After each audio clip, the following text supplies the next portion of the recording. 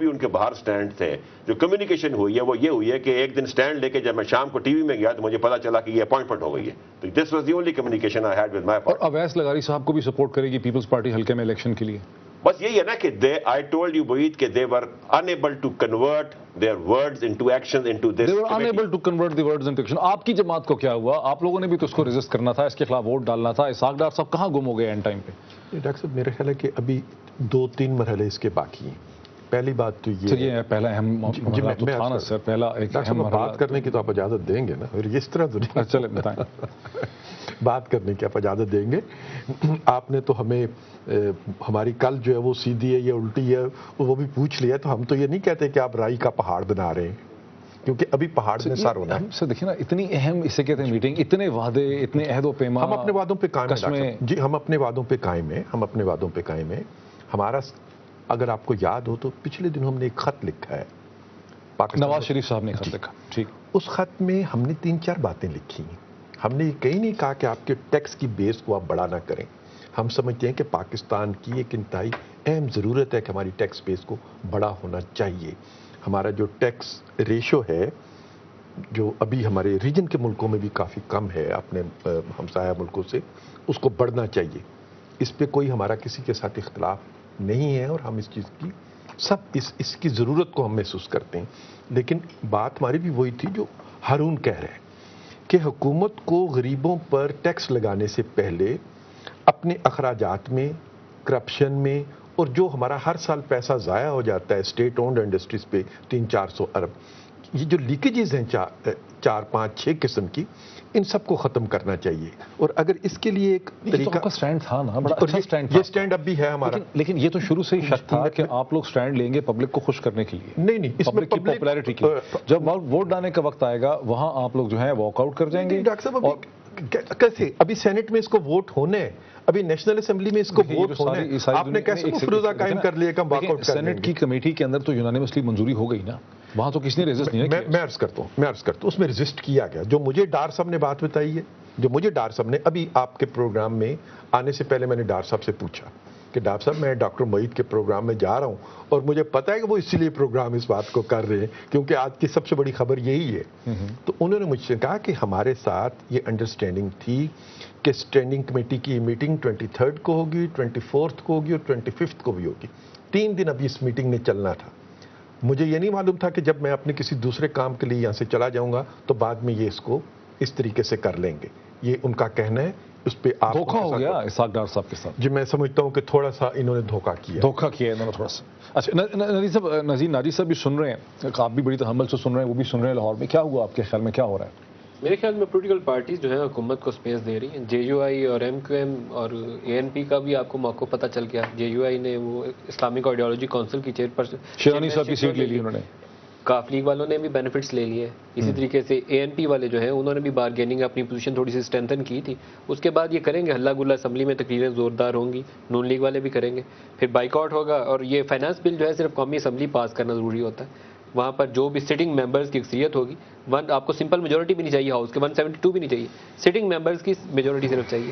تو اگر 51 بندے اس پہ ووٹ کر دیں آؤٹ آف 90 جو ہاؤس میں بیٹھے ہو تو یہ بل پاس ہو جائے گا. آپ کو شک یہ ہے کہ جب ووٹ کا وقت آئے گا نیشنل اسمبلی کے اندر تو پی ایم ایل این بھی وہاں باہر ہو جائے گی، پی ایم ایل کیو والے بھی واک آؤٹ کر جائیں گے، پبلک کو دکھائیں گے کہ ہم بل کو اپروو نہیں کرتے اور پبلک کو بیوقوف بنائیں گے، عوام کو بیوقوف بنائیں گے. 2-3 ایشوز ہیں ڈاکٹر صاحب. اس بل کے اوپر سیاسی جماعتیں پوزیشنز کیا لیتی ہیں، اس کے ساتھ ہمیں 2-3 اور نکات سامنے رکھنا چاہیے. ایک تو جن ایریاز کے اوپر ٹیکس لگ رہا ہے، یہ ہاؤس کے اندر تو پارٹیز کیا پوزیشن لے رہی ہیں، اس سے زیادہ جن لوگوں نے ٹیکس ادا کرنا ہے ان کے ساتھ ایمانداری کا مظاہرہ نہیں کیا جا رہا. پرائم منسٹر کہتے ہیں یہ نیا ٹیکس ہے ہی نہیں ہے، اس سے قیمتیں نہیں بڑھیں گی. فائنانس منسٹر بھی یہی بات کہتے ہیں. پہلے آپ لوگوں کو بتائیں کہ کن سیکٹرز کے اوپر پہلے سیلز ٹیکس نہیں چارج ہو رہا تھا، جہاں 15% آج ہم سیلز ٹیکس چارج کریں گے. 800 کہتے ہیں آئٹم، 700 یا 800. وہ آئٹم 15% تو ضرور مہنگے ہوں گے، اس سے زیادہ ہوں یا نہ ہو 15% تو ڈیفینیٹلی مہنگے ہوں گے. تو آپ لوگوں کی جیبوں سے چوری سے کیوں پیسے نکالنے کی کوشش کر رہے ہیں؟ دوسرا، جن لوگوں نے ٹیکس لینا، فائنانس منسٹر نے کہا ہے پرائم منسٹر آئٹمز پہ نیا ٹیکس لگے گا ان کی ایمانداری سے ایک ہاؤس میں تقریر کرتے ہیں، ابھی تک کی نہیں ہے انہوں نے، نہیں کہا انہوں نے. اور یہ صحیح کہہ رہے ہیں ندیم, میں آپ کو بتاؤں گا. وہ چوری سے دیکھیں نا, لوگوں کی جیب سے آپ پیسہ نکالنے کی کوشش کر رہے ہیں, اور یہ فیئر نہیں ہے. ٹیکسیشن جب ہوتی ہے اس کے اوپر آپ قوم کو اعتماد میں لیتے ہیں. دوسرا, جن لوگوں نے ٹیکس لوگوں کو بالکل ٹرانسپیرنٹ طریقے سے, بڑے واضح طریقے سے, لوگوں کو دھوکہ دے رہے ہیں. پتہ ہونا چاہیے کہ دیکھیں قیمتیں بڑھیں گی کہاں. صاحب آپ لوگوں کو دھوکہ دے رہے ہیں. ندیم کی بات میں سیکنڈ کرتا ہوں, میں آپ کو بتاؤں, یہ ہم 2 دن سے کہہ رہے تھے فائنانس منسٹری سے کہ آپ کی انفلیشن کا اس پہ کیا افیکٹ ہوگا. جو زیرو ریٹڈ آئٹمز ہیں جو ٹیکس نیٹ میں آئے ہیں, جو ایگزمپٹڈ آئٹمز ہیں ٹیکس نیٹ میں, آپ کی خبر صحیح ہے 700 سے 800 ہیں. تو فائنانس منسٹر صاحب کل کہہ رہے تھے کہ جی اس کا افیکٹ نہیں ہوگا, کچھ چیزیں سستی ہوں گی اور کچھ مہنگی ہوں گی.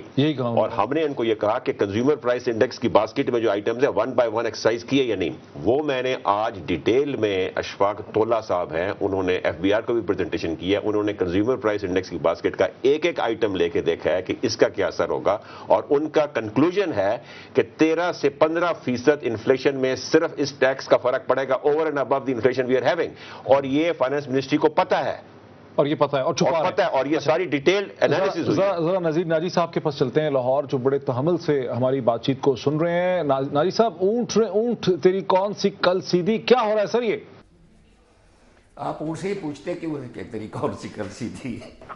دیکھیں نا, پاکستان کی سیاسی جماعتوں کے میں نے آپ کو ہی نہیں ہے, اور اس لیے اس سے پوچھنا بھی نہیں چاہیے, اور حقیقت وہی ہے جو کہ نظر آتی ہے. اور جو ہماری جن سیاسی پارٹیوں کا آپ ذکر کر رہے ہیں وہ بھی اسی طرح ہی ہیں جیسے دکھائی دیتی ہیں. لیکن ناجی صاحب لیکن آپ اس کو کیسے سمجھائیں گے, کیا کامنٹ کریں گے اس پہ کہ جس قسم کی سودا بازی یہاں پہ ہو رہی ہے, جو وعدے پہ کیے گئے, عہد و پیما کیے گئے, وہ کیا ہو رہا؟ دیکھیں جی, فائنانس بل کا جزوی ہو یا کلی ہو, اس پر بارگین سودے بازیاں خود ایک پارٹی کے اندر بھی ہوتی ہیں. مجھے یاد ہے جب بھٹو صاحب کا زمانہ تھا, انہیں تو فیصلہ کن اکثریت حاصل تھی, اور نواز شریف صاحب کو بھی 2/3 اکثریت حاصل تھی 97 میں. لیکن جب بجٹ آتا تھا تو خود ان کی پارٹی کے لوگ بھی بارگین کیا کرتے تھے. ایک تو ذاتی کام ان کے ہوتے تھے, وہ تو کراتے ہی تھے, لیکن اس کے ساتھ وہ ٹیکسیشن میں بھی اپنے جس طبقے کی جو نمائندگی کرتا تھا اس طبقے کے لیے برات مانگتا تھا.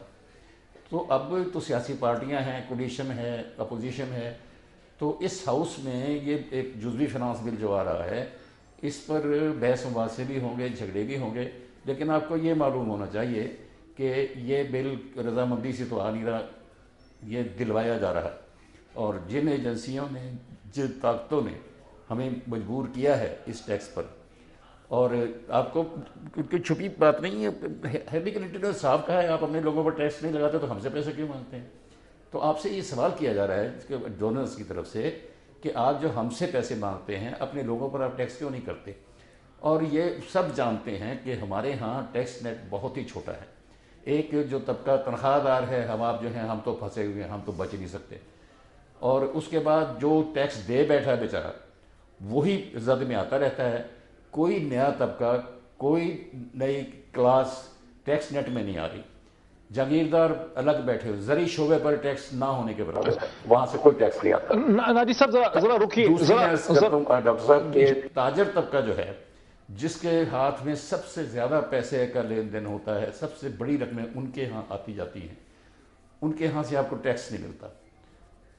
تو جب آپ اتنے بڑے, جہاں ٹرانزیکشن ہے وہاں سے پیسہ آپ نہیں لے رہے, جہاں پر کنسنٹریشن ہے وہاں سے آپ پیسہ نہیں لے رہے, تو پیسہ کون دیتا ہے؟ چند دکاندار, بڑے بڑے کارخانے دار. اور جو میں جانتا ہوں کہ ٹریڈ اور انڈسٹری میں سب سے بڑا جو ٹیکس پیئر ہے وہ ملٹی نیشنلز, ان کی طرف سے. ناجی صاحب ذرا میرے ساتھ رکیے, چونکہ سینیٹر ہارون اختر کا تعلق انڈسٹری سے بھی ہے, بزنس سے بھی ہے, سیاست سے بھی ہے. یہ جو ایک تو یہ کہہ رہے ہیں کہ دیتے نہیں ہیں, ٹیکس نیٹ چھوٹا ہے. کل فائنانس منسٹر نے, جہاں آپ کے ساتھ بہت ان کی نوک جھونک بھی ہوئی, وہاں انہوں نے بڑے واضح الفاظ میں, آج اخبارات میں ان کا چھپا, انہوں نے کہا کہ یہ لوگ جو ہیں یہ ٹیکس سے نہیں ڈر رہے, یہ ڈاکومنٹیشن سے ڈر رہے ہیں. یہ فیلنگ ہے جو لوگ مخالفت کر رہے ہیں, یہ فیلنگ ہے جیسے متحدہ قومی موومنٹ ہے, ان کے سارے وہی تقریریں میں کر سکتا ہوں, سینیٹر پرویز کر سکتے ہیں, وی آر ان اپوزیشن. تقریریں حکومت نہیں کر سکتی, حکومت کو ایکشن کرنا ہوتا ہے. یہی جو تقریر ہے نا, وڈیرے نہیں دے رہے, جاگیردار نہیں دے رہے, کیوں نہیں لگایا وڈیرے پہ ٹیکس, کیوں غریب آدمی پہ لگایا ہے, کیوں نہیں ریئل اسٹیٹ ٹرانزیکشن پہ لگایا, کروڑوں روپے پہ کیوں نہیں کیا؟ کیونکہ ڈاکیومنٹ ہے, سب سے زیادہ ڈاکیومنٹڈ تو انڈسٹریل سیکٹر ہے. وہ 22% GDP کا اور ٹیکس دیتا ہے 65%. ضرور کریں ڈاکیومنٹ. ہم اس ڈاکیومنٹیشن کی اسی وجہ سے ہم نے اپروو بھی کیا کہ ہم اس ڈاکیومنٹیشن کے خلاف نہیں ہیں جو دکانداروں کی، مگر ہم اس کے خلاف ضرور ہے کہ دکانداروں کی ڈاکیومنٹیشن کے پیچھے لگ گئے ہیں. اپنی ڈاکیومنٹیشن جتنے پارلیمنٹیرینز بیٹھے ہوئے ہیں اور ایگریکلچر انکم پہ ٹیکس نہیں دیتے، اور پورا پاکستان جو ایگریکلچر انکم پہ نہیں دیتا اور ریئل اسٹیٹ ٹرانزیکشن پہ نہیں دیتے.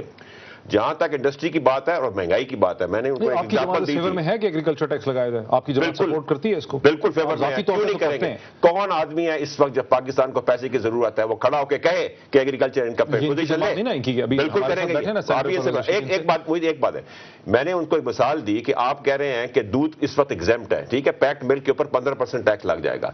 جو گوالا بیٹھا ہوا ہے، فرض کریں وہ 10 روپے کم لیٹر میں بیچتا ہے، آپ نے 10 روپے لیٹر اور قیمت بڑھائی، وہ قیمت وہی رہے گی. وہ بڑھائے گا تو آپ کی اور را مٹیریل بڑھ جائے گا، پیچھے سے فوڈر مہنگا ہوگا، فوڈر سے گوشت مہنگا ہوگا.